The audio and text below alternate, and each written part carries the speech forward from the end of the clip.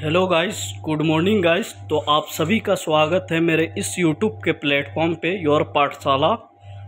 आइए फिर से शुरू करते हैं कक्षा 7 की इतिहास, जो कि अध्याय 4 को हम पढ़ रहे थे, जिसमें हमने प्रीवियस 3 वीडियो कर चुके हैं, 3 लेक्चर कर चुके हैं और आगे बढ़ते हैं चौथे की तरफ। आइए देखते हैं हिंदुस्तानी मुसलमानों को अमीर बनाने की कोशिश। आगे ऐसी कोई समस्या खड़ी न हो, इसलिए अकबर ने कुछ और उपाय किए। उसने हिंदुस्तानी मुसलमानों को भी अमीर बनाने की कोशिश की। वह जानता था कि राज्य मजबूत बनाने के लिए हिंदुस्तान के शक्तिशाली और मजबूत लोगों का समर्थन लेना जरूरी होगा। ऐसे 2 सामाजिक वर्ग थे, एक राजपूत और दूसरे जमीन और संपत्ति वाले मुसलमान परिवार, जो कई सदियों से भारत में रह रहे थे। देखिए, यहाँ पे अकबर ने कुछ उपाय इसलिए किए क्योंकि उनको राज्य को मजबूत बनाना था और हिंदुस्तान के शक्तिशाली मजबूत लोगों का समर्थन लेना जरूरी था, क्योंकि राज्य को तभी मजबूत करेगा। तो ऐसे में 2 सामाजिक वर्ग थे, एक तो राजपूत उस समय थे और दूसरे जमीन और संपत्ति वाले मुसलमान परिवार थे, जो कई सदियों से यहाँ पे भारत में रह रहे थे। दूसरी बात यह कि बादशाह यह भी सोच रहा था कि अगर वह किसी नए समूह को प्रशासन में शामिल करेगा तो वह समूह हमेशा बादशाह का समर्थन करेगा। और दूसरी यह कारण थी कि यहाँ बताया जा रहा है कि वो किसी कोई नए समूह को, यानी ग्रुप को अगर प्रशासन में शामिल करता है तो वह हमेशा क्या करेगा, बादशाह को समर्थन करेगा। इस सोच के साथ उसने भारतीय मुसलमानों को दरबार में उच्च स्थान दिया। इस नए वर्ग को अपने समर्थन से धीरे धीरे मजबूत बनाता गया। इसका असर यह हुआ कि ईरानी और तुरानी अमीर दोनों नियंत्रित रहे। इससे क्या हुआ, जो ईरान से लाए थे हुमायूं के साथ जो आया था, और तुरानी जो बाबर के साथ तुर्किस्तान से आए थे अमीर, वो दोनों को नियंत्रित कर सके, कंट्रोल में रख सके। राजपूतों को अमीर बनाने की कोशिश। भारत के इस शक्तिशाली सामाजिक राजनीतिक वर्ग का समर्थन मुगल शासन को मजबूत बनाने के लिए जरूरी था। देखिए, राजपूत को कैसे अमीर बनाने की कोशिश की जा रही है। भारत के जो शक्तिशाली सामाजिक यानी सोसाइटी में जो राजनीतिक वर्ग का समर्थन मुगल शासन को मजबूत बनाने के लिए जरूरी था। ठीक है, अकबर ने यही सोचकर इससे दोस्ती का प्रयास आरंभ किया। किससे दोस्ती का? राजपूत से। राजपूत अपने को स्वतंत्र रखना चाहते थे। राजपूत जो थे वो हमेशा फ्रीडम रखना चाहते थे, इंडिपेंडेंट रखना चाहते थे अपने आप को। उसने राजपूतों को सैनिक विजय और विवाह संबंध की नीतियों को अपनाकर अपने अधीन किया। क्या किया अकबर ने? विवाह संबंध यानी कि मैरिज प्रथा एक तरह से कह सकते हैं, या सैनिक विजय को अपनाकर, यानी ऐसी पॉलिसी को अपनाकर उन्होंने अपने अधीन यानी अपने तरफ किया। अकबर ने राजपूत राजाओं के सामने यह बात रखी कि अगर वे उसके अधीन हो जाते हैं तो वह उनके राज्य में उन्हें राज करने देगा और मुगल साम्राज्य में उन्हें अमीर बनाया जाएगा। अकबर ने राजपूत राजाओं के सामने क्या बात रखी? उन्होंने ये बोला कि आप मेरे तरफ अगर आ जाइएगा तो आपको मैं अपने राज्य में, मुगल साम्राज्य राज्य में आपको अमीर बनाएंगे, यानी कि वहीं एक तरह से अमीर बनाया जाएगा और राज्य में उन्हें राज करने का अधिकार देगा। कौन देगा? अकबर देगा। कब देगा? जब राजपूत इनके अंडर में आ जाएंगे। किनके? अकबर के। दूसरे क्षेत्रों में उन्हें जागीर भी दी जाएगी दूसरे एरिया क्षेत्र में। कुछ राजपूत राज्य इस प्रस्ताव को मानकर मुगल अमीर बन गए।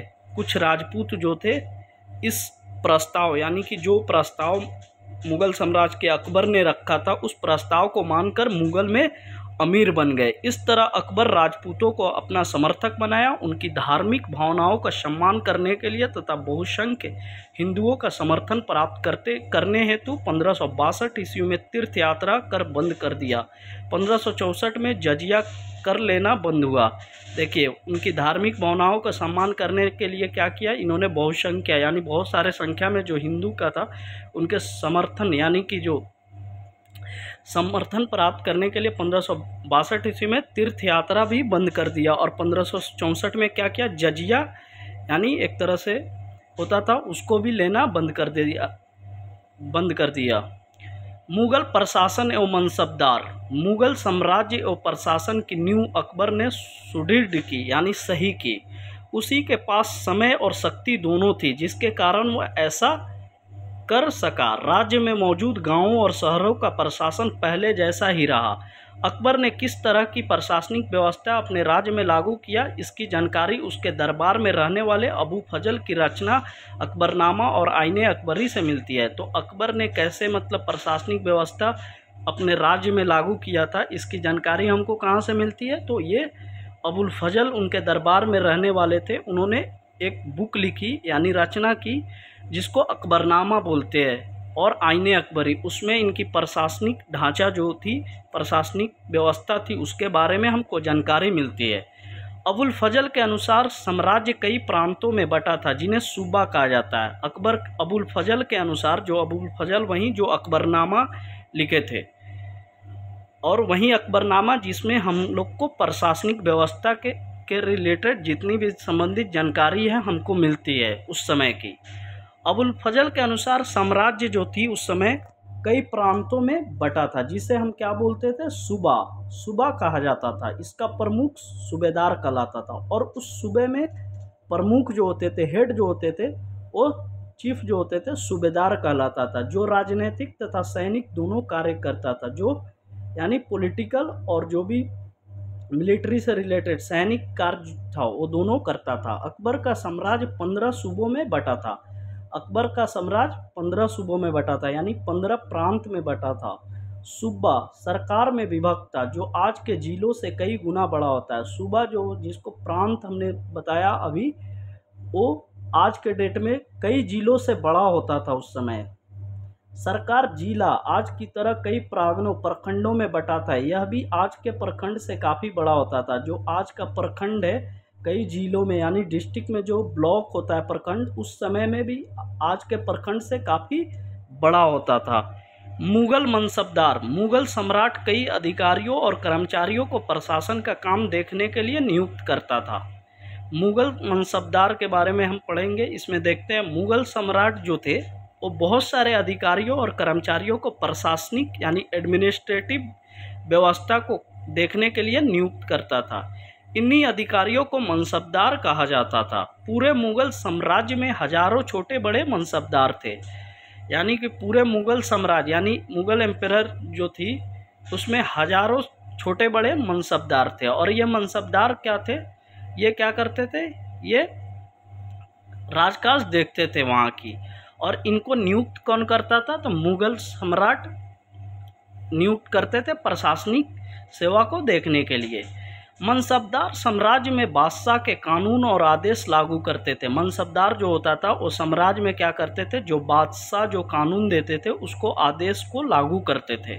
वे बादशाह के लिए सैनिक जिम्मेदारियों को भी निभाते थे और वे बादशाह के लिए क्या करते थे? सैनिक जितनी भी जिम्मेदारी होती है, रिस्पॉन्सिबिलिटी होती है, उसको निभाते थे। प्रत्येक मनसबदार को उनके जात के अनुसार पदक्रम एवं वरीयता प्राप्त थी, यानी कि उनके जात के अनुसार क्या होता थी? तो उनकी पदक्रम यानी कि स्टेटस दी जाती थी और वरीयता प्राप्त थी। जबकि सवार के अनुसार एक निश्चित संख्या में सेना और उसके जुड़े साजो सामान को रखना पड़ता था। इसे बॉक्स में समझाया गया है, यानी यहाँ समझाया गया, आगे देखेंगे। राज्य में शांति बनाए रखने का काम भी मनसबदार करते थे, यानी राज्य में यानी स्टेट जो होते थे उस समय में उसमें पीस को बनाए रखना यानी शांति बनाए रखने का काम भी मनसबदार करते थे। राज्य विस्तार करने के लिए बादशाह द्वारा लड़ी गई लड़ाई में ये लोग उसी सेना से सहयोग करते थे।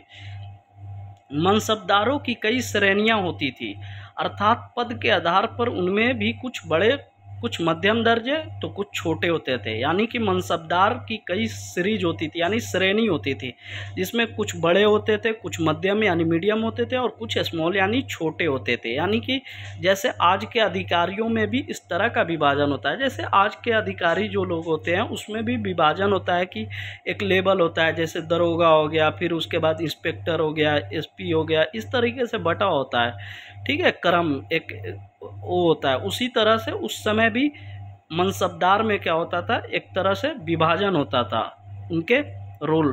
बड़े मनसबदारों को जिनकी संख्या बहुत कम थी उसे अमीर कहा जाता था, यानी जो बड़े मनसबदार जो होते थे उनकी संख्या बहुत कम थी, उन्हें क्या कहा जाता था? तो अमीर कहा जाता था। अमीरों को जितना वेतन मिलता था उतना दुनिया के किसी अन्य राज्य के अधिकारियों को नहीं मिलता था, यानी जो अमीर होता था उनका वेतन जो मिलता था यानी तनख्वाह यानी कि जो मिलता था उतना दुनिया के किसी भी अन्य राज्य के अधिकारियों को नहीं मिलता था।